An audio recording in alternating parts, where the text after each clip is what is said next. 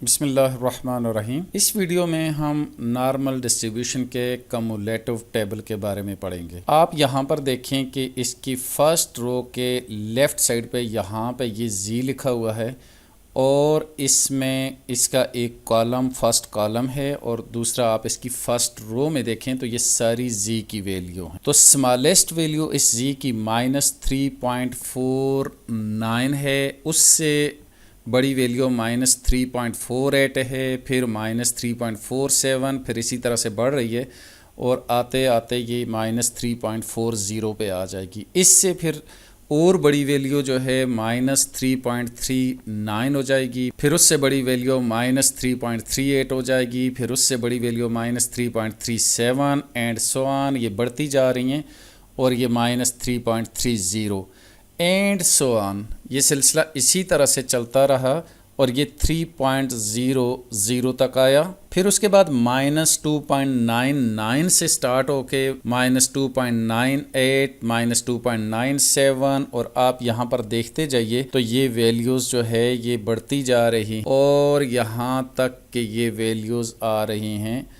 यहाँ पे 0.0 पे। यहाँ देखें कि -0.0 पे आ गई हैं और ये नेगेटिव के साथ हैं, यानी कि ये वैल्यू -0.09 के सामने है, ये वैल्यू -0.08 के सामने है, ये वैल्यू -0.07 के सामने है और इसी तरह से ये वैल्यू -0.00 के सामने 5 लिखा हुआ है। इसी तरह से -0.00 पे 5 है, फिर इसी तरह से अब ये बढ़ती जा रही हैं यहाँ पे ये वैल्यूज़, यानी कि इस तरह से बढ़ेंगी। ये वैल्यूज़ किस तरह से बढ़ रही थी, चूँकि नेगेटिव वैल्यूज़ थी तो हम इस तरफ आ रहे थे तो हमारी वैल्यूज़ बढ़ रही थी और यहाँ पर जब पॉजिटिव वैल्यूज़ में आए तो अब हम इस तरफ जाएंगे तो हमारी वैल्यूज़ जो है वो बढ़ती जाएंगी। तो ये जो मैं जिन वैल्यूज़ के बढ़ने या कम होने की बात कर रहा हूँ तो वो मैं इस वक्त ये इन वैल्यूज़ के बढ़ने या कम होने की बात नहीं कर रहा हूँ, अगरचे ये भी ऐसा ही हो रहा है, लेकिन मैं जिन वैल्यूज़ की बात कर रहा हूँ वो हैं जी की वैल्यू जो कि ये लिखी हुई है फर्स्ट कॉलम और फर्स्ट रो के अंदर। तो मैं इन वैल्यूज़ की बात कर रहा हूँ। अब इससे आगे इसी तरह से पॉजिटिव में ये बढ़ते बढ़ते हम देखते हैं कि ये कहाँ तक जा रही हैं। तो ये जा रही है 3.49 तक। अब हम यहाँ पर अगर इसको टोटल वैल्यूज़ को काउंट करें तो मेरे पास ये बनती हैं 700 वैल्यूज़, 350 वैल्यूज़ नेगेटिव और 350 वैल्यूज़ पॉजिटिव। किसकी? जी की नेगेटिव वैल्यूज़ और जी की पॉजिटिव वैल्यूज़ जो कि फर्स्ट कॉलम में दी हुई हैं और इसके साथ फर्स्ट रो को भी साथ में लाएंगे। तो ये 700 वैल्यूज़ हैं जी की। अब हम आते हैं इस एरिया की तरफ। ये जो 4 डिजिट नंबर हैं ये क्या हैं? दीज आर द प्रोबेबिलिटीज़ या इसको हम एरिया भी कहते हैं। अब ये कैसे इंक्रीज हो रहा है? सबसे जो छोटी वैल्यू है उस पे जो एरिया है वो है 0.0002, फिर उससे बढ़ के ये 3 पे चला गया, फिर 333 कॉमन आ रहा है, यहाँ तक कॉमन आया, लेकिन यहाँ से आगे फिर इंक्रीज कर रहा है और इस तरह से इंक्रीज करते करते ये देखें बढ़ते बढ़ते ये जब 0.0 पे जाएगा तो ये एग्जैक्टली 5 के इक्वल हो जाएगा। फिर 0.001 पे जाएगा तो ये देखें बढ़ रहा है, फिर 0.02 पे जाएगा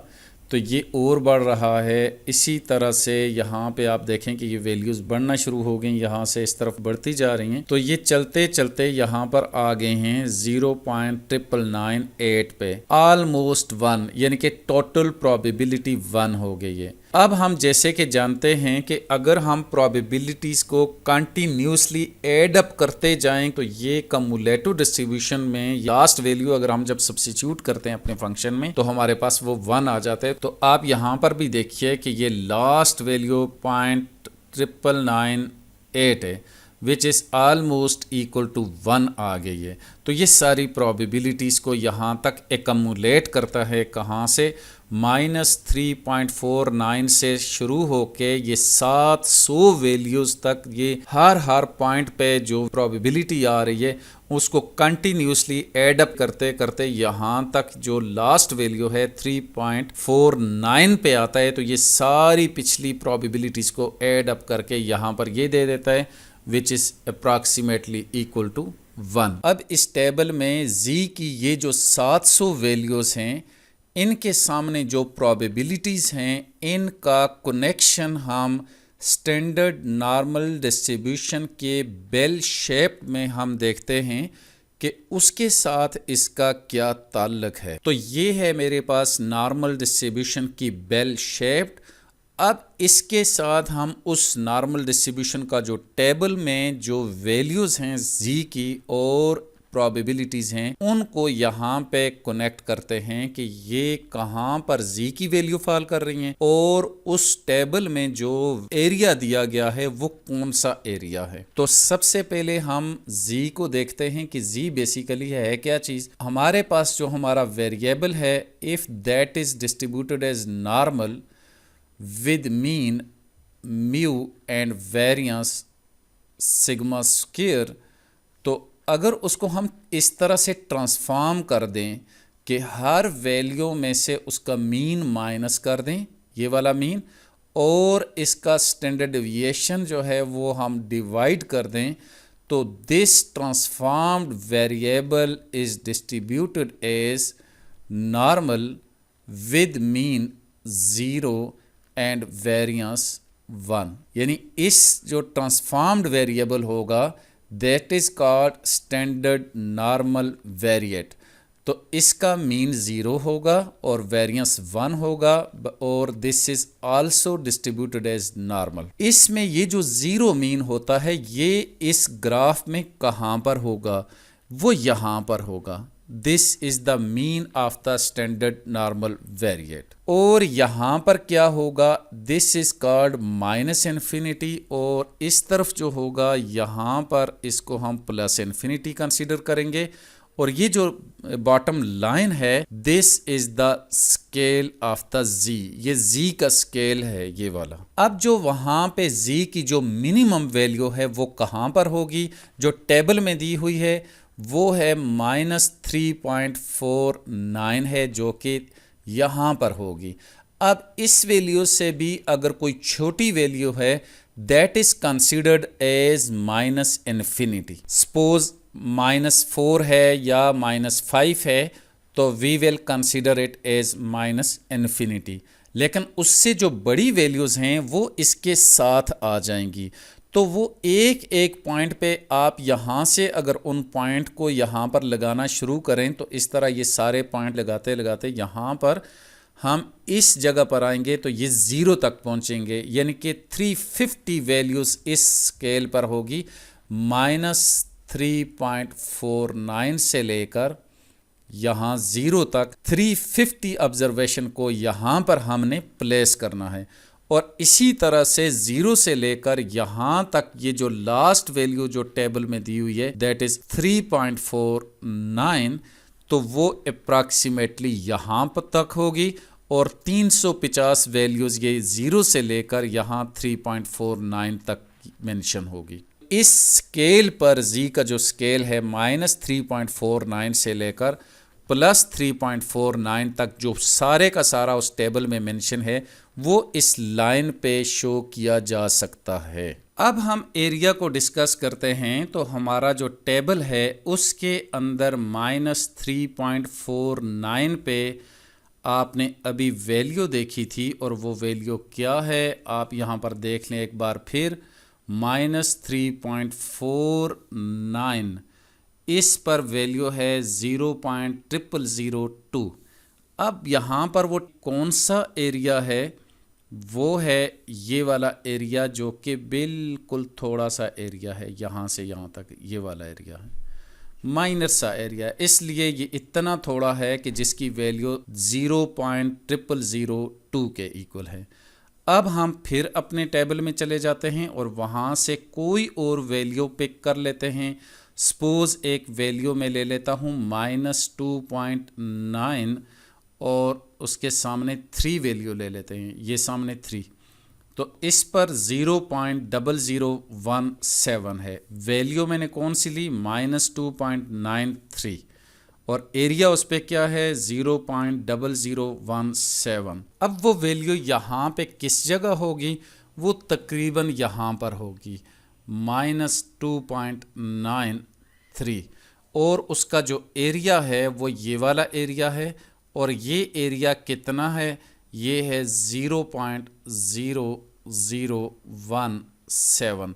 और अब ये जो 0.0017 जो एरिया है, ये -2.93 से लेकर -इन्फिनिटी तक है। इसमें ये सारा इंक्लूडेड है, ये वाला भी है और ये वाला, ये सारा इंक्लूडेड है। अब अगर एक वैल्यू में और ले लेता हूं जो कि -1.96 अगर ले लेता हूं, और सपोज कि वो यहाँ पर आ रही है -1.96, इस पे मैं एक लाइन बना लेता हूँ यहाँ पे -1.96 पे, तो ये बन गई है मेरी लाइन। और इस पर अब मैं जो एरिया देखूँगा अपने टेबल में, तो वो मुझे ये सारा एरिया कैलकुलेट करके दे देगा। और वो कौन सा एरिया होगा, वो यहाँ से ये सारे का सारा होगा, जिसमें ये भी शामिल होगा। इसको एडअप करके यहाँ तक ये सारा एकमुलेट करके मुझे दे देगा -1.96 पर। इसको हम अपने टेबल में देखते हैं,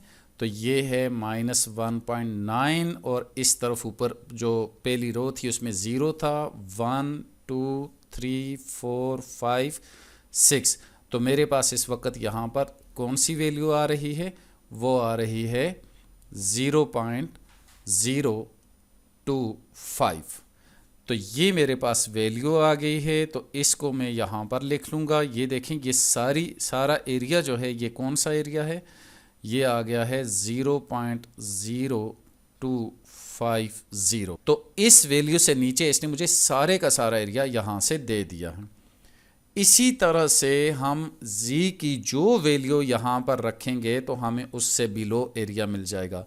अब एक कॉमन सेंस यूज़ कर लें। अगर हम एग्जैक्टली 0 को देखें तो इससे नीचे हमें कितना एरिया मिलना चाहिए, 50% ऑफ द एरिया, यानी हाफ मिलना चाहिए। Total area under the curve 1 होता है, तो इस पर 0.5 होना चाहिए। तो मैं यहाँ पर इसको जब अपने टेबल में देखूँगा, तो ये देखिए, ये मेरे पास 0.50 आ गया। आप यहाँ पर नेगेटिव के साथ देखें या पॉजिटिव के साथ देखें, ये वो वैल्यू है जो बिल्कुल सेंटर में आ रही है।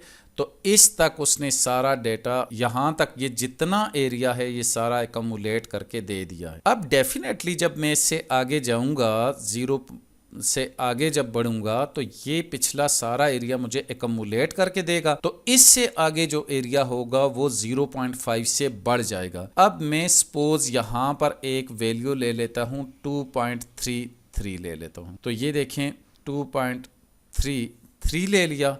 तो इसके ऊपर सबसे पहले मैं एक लाइन बना लेता हूं, और उससे नीचे मुझे एरिया टेबल से सारे का सारा एरिया मिल जाएगा। तो ये लाइन बन गई है। अब इस लाइन से पीछे जितना भी एरिया है, तो इससे पीछे ये सारे का सारा एरिया मुझे नॉर्मल डिस्ट्रीब्यूशन के टेबल से मिल जाएगा। तो अभी हम ये देख लेते हैं कि ये कितना एरिया है। तो 2.33 को टेबल में देखते हैं, तो ये आ रहा है 2.3 को 3 में देखेंगे, ये 0 होगा, 1 होगा, 2 होगा, 3 होगा। तो ये आ रहा है 2.33 पे, वो है 0.9901। तो ये जितना भी एरिया है, ये सारे का सारा एरिया, ये कितना एरिया है, ये 0.9901। लेकिन ये कौन सा एरिया है, ये यहाँ से लेकर ये सारे का सारा एरिया है। तो कहाँ से नीचे है, 2.33 से नीचे है। तो इस तरह से ये जो टेबल है, अगर हम आगे बढ़ते जाएं और हम लास्ट वैल्यू को जब देखते हैं यहाँ पे 3.49 को, तो वो ऑलमोस्ट हमें कितना एरिया प्रोवाइड कर देता है, वो हमें सारे का सारा ऑलमोस्ट 999 यानी कि 0.9998 which is approximately equal to 1। तो ये सारे का सारा एरिया मुझे दे देगा। तो इस तरह से ये जो आपका नॉर्मल टेबल है उसकी नॉर्मल डिस्ट्रीब्यूशन के शेप के साथ जो ताल्लुक है वो कुछ इस तरह से है कि यहाँ ये एरिया वहाँ पे टेबल में प्रेजेंट हुआ है। तो जब आप इसको समझ लेंगे तो इसके बाद क्वेश्चन करने आसान हो जाएंगे। अब फॉर एग्जांपल आप जी की कोई वैल्यू भी देखेंगे कि दिस मीन्स के उससे बिलो एरिया, तो हम उसको ये लिखते होते हैं। फॉर एग्जांपल जैसे यहाँ पर ये दिया हुआ है -2.93, तो इसको हम क्या लिखेंगे, इसको लिखेंगे -∞ less than Z less than -2.93 which is equal to 0.0017। ये देखिए आपके सामने लिखा हुआ है जो कि सबसे पहले मैंने देखा था। तो ये देखें ये सारे का सारा एरिया लिखा हुआ है कि इस वैल्यू से बिलो जो है ना ये इतना एरिया है। और अब हम अगर इसको यूं लिखें कि -∞ से लेकर -1.96 को देखें, -1.96, तो ये किसके इक्वल होगा, इससे बिलो कितना एरिया है, ये ऊपर लिखा हुआ है कितना 0.0250। इसी तरह से अगर हम जी की ये वाली वैल्यू लिखेंगे -∞ less than Z less then, यहाँ पे हम 2.33 लिख लेते हैं 2.33, तो इससे बिलो जितना एरिया है वो कितना है, वो 0.9901 के इक्वल है। तो इस तरह जी की कोई किसी भी वैल्यू से बिलो एरिया तो आप डायरेक्टली टेबल में देख लेंगे।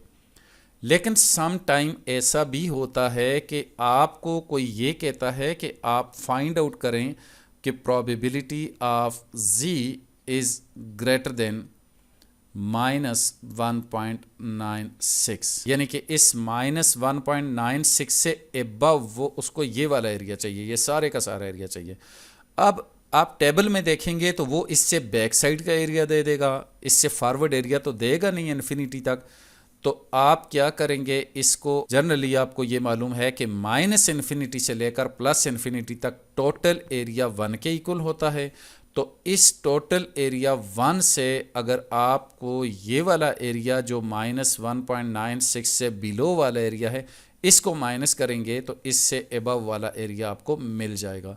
लिखेंगे कैसे, -∞ से लेकर +∞ तक जी की वैल्यूज़, उसमें से आप माइनस करेंगे कहाँ से, -∞ से लेकर -1.96 तक, तो -1.96 तक आ जाएगा।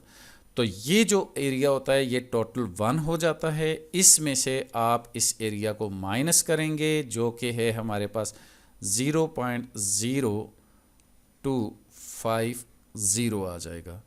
तो ये कितना बन जाएगा, 0.975 आ जाएगा। तो इस तरह से आप किसी भी वैल्यू से एबव आप एरिया जो है वो फाइंड आउट कर सकते हैं। लेकिन बाज़-औक़ात ऐसा भी होता है कि अगर कोई आपको ये कहता है कि इन दो वैल्यूज़ के दरमियान में हमें एरिया चाहिए, -1.96 से लेकर 2.33 तक, मैं कोई सी भी दो वैल्यू ले लेता हूँ, लेकिन मेरे सामने इस वक्त ये हैं तो मैं यही ले रहा हूँ। तो इन दो वैल्यूज़ के दरमियान ये वाली जो ना वैल्यूज़ यहाँ से शुरू होके यहाँ से लेकर यहाँ तक ये वाली वैल्यूज़, ये देखिए ये ज़ैग से जो डिनोट हो रही हैं ये वाली वैल्यूज़, ये एरिया कितना है। अगर कोई इस तरह से इस एरिया के बारे में आपसे एरिया मांग रहा है तो ये क्या होगा, आप देखें 2.33 को देखा तो उसने 2.33 से लेकर -∞ तक सारा एरिया आपको यहाँ पर दिया हुआ है, और -1.96 को टेबल में देखा तो उसने वहाँ से लेकर -∞ तक सारा एरिया आपको ये दिया हुआ है। तो आप इस एरिया से ये जो 0.9901 वाला एरिया है जो सारे को एकमुलेट करता है, उसमें से इस एरिया को -1.96 तक जो एरिया है इसको माइनस कर लेंगे इसमें से, तो यहाँ से लेकर ये ज़िग-ज़ैग वाला जितना एरिया है ये एरिया आपको मिल जाएगा।